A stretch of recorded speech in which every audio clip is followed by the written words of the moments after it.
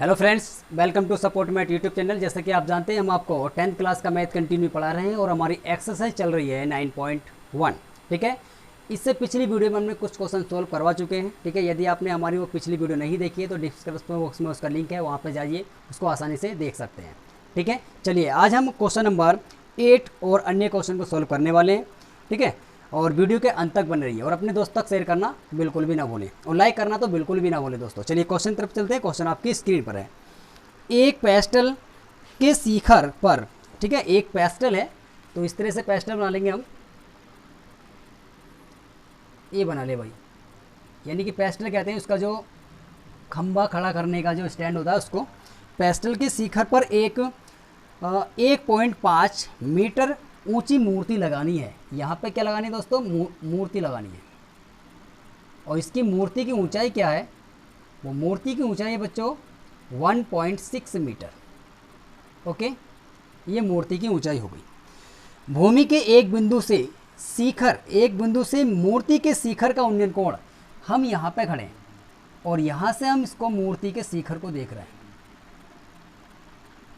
ठीक है, मूर्ति के जो ऊपर हेड है उसको देख रहे हैं, तो उसका उन्नयन कोण जो बन रहा है वो बन रहा है बच्चों 60 डिग्री का। कितने डिग्री का बन रहा है? 60 डिग्री का बन रहा है। बिल्कुल सही सुना आपने। और उसी बिंदु से पेस्टल के शिखर का उन्नयन कोण, ठीक है, मूर्ति के शिखर का उन्नयन कोण। आपकी बात आ रही है पेस्टल के शिखर का उन्नयन कोण, तो पेस्टल तो हमारा ये है ना, इसका शिखर हमारा ये होगा, तो इसका ये यहाँ बन जाएगा इस तरह से।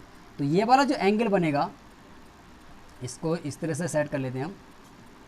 ठीक है, ये वाला जो एंगल बनेगा बच्चों 45 डिग्री का इन्होंने बोला है। पेस्टल की ऊंचाई कितनी है? यहाँ से लेकर के यहाँ तक की ऊंचाई कितनी है वो निकालनी है, तो हम इसको मान लेंगे कैपिटल H। ठीक है, अब इस क्वेश्चन को किस तरह से सोल्व करना है? पहले तो क्वेश्चन को ध्यान से पढ़ना है और ध्यान से पढ़ने के बाद उसका चित्र बनाना है। और जिस बच्चे ने इसका चित्र बना लिया वो इस क्वेश्चन को आसानी से चुटकियों में सोल्व कर सकता है। ठीक है, तो हम देखो किस तरह से करेंगे। इनके नाम भी रख लेंगे भाई। ये हो गया A, यहाँ पे B, और ये C, और ये हो गया हमारे पास D।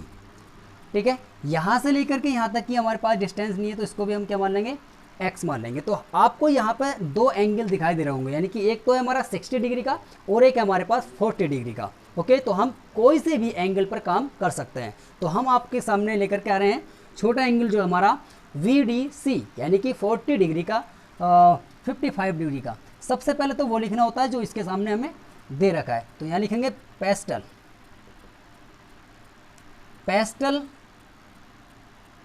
की ऊंचाई।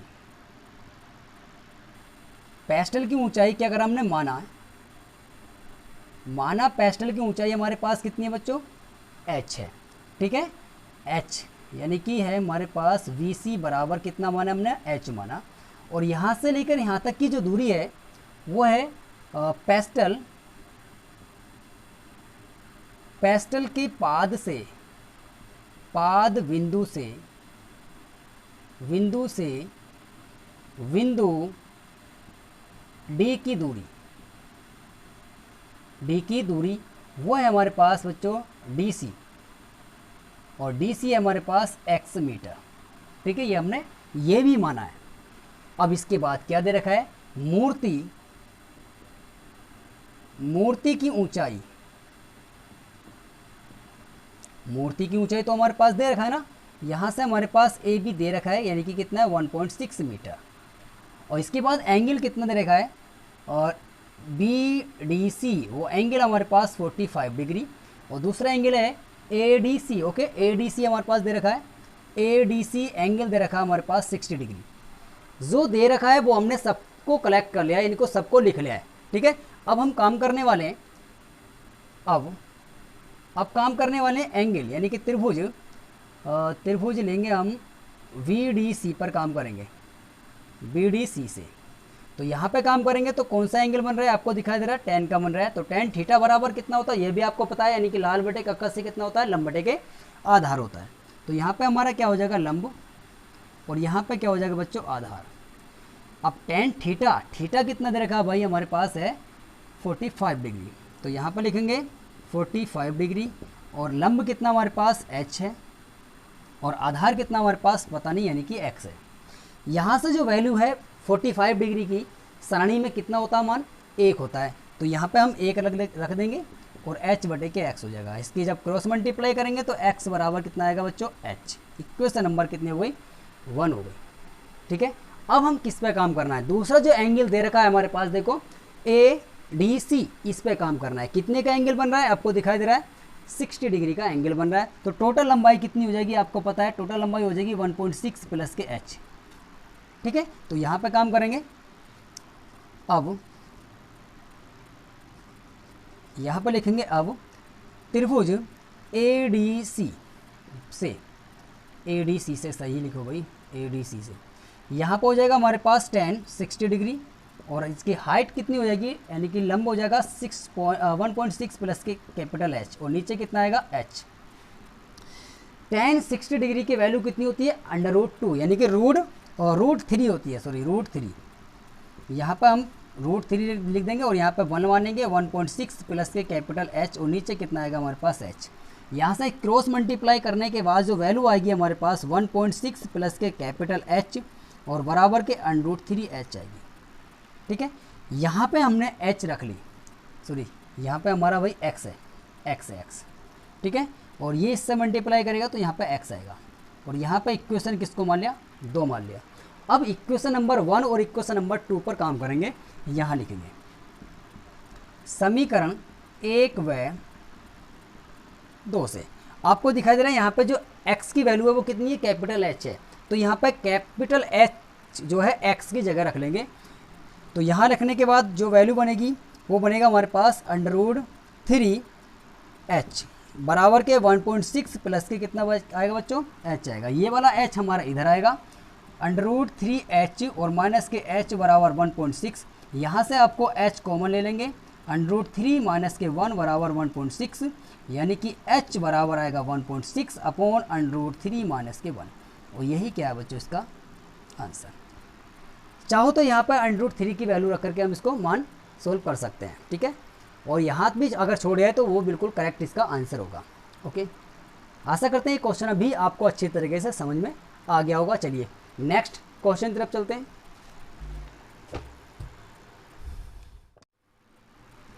चलिए क्वेश्चन नंबर 9, क्वेश्चन नंबर 9 आपकी स्क्रीन पर है। क्वेश्चन में बोला है एक मीनार, ठीक है, इसके अंदर मीनार दे रखा, पिछले क्वेश्चन में क्या था, पेस्टल था। ठीक है, एक मीनार के पाद बिंदु से एक भवन के शिखर का उन्नयन कोण, यानी कि एक मीनार खड़ी है, मीनार खड़ी कर लेंगे भाई। यहाँ पे देखो सबसे पहले यह हमने मीनार खड़ी कर ली,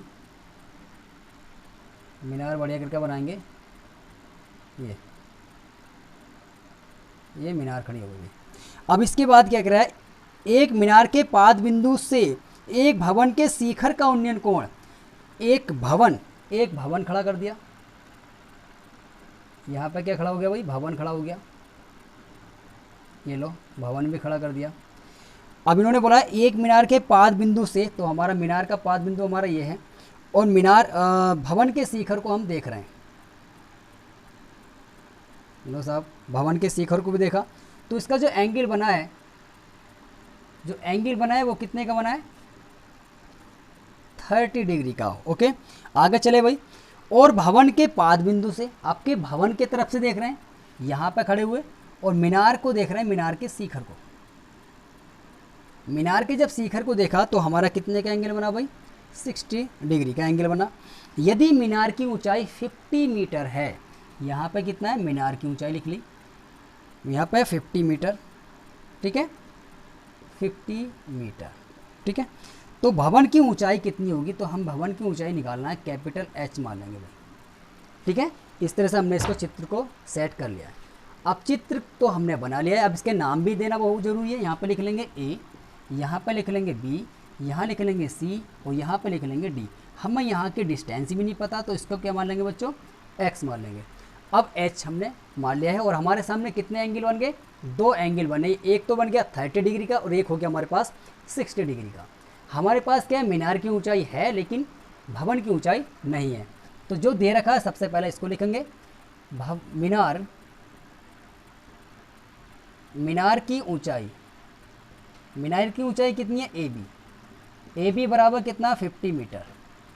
उसके बाद में एंगल भवन मानेंगे, माना भवन की ऊंचाई, भवन की ऊंचाई कितनी है DC, और DC कितना माना हमने, H माना। इसके बाद क्या माना, मीनार, मीनार के पाद बिंदु से, के पाद बिंदु से भवन की दूरी, भवन की दूरी कितनी है भाई, DB, और DB बराबर है हमारे पास कितना, X। ये भी क्या करा बच्चों, माना है। ठीक है, अब इसके बाद एंगल दे रखें, एंगल कितना है, एंगल है ACB, ACB है हमारे पास 60 डिग्री, और दूसरा एंगल है DBC है हमारे पास 30 डिग्री। ठीक है, दो एंगल हमें दे रखे थे, हमने बिल्कुल करेक्ट कर लिया।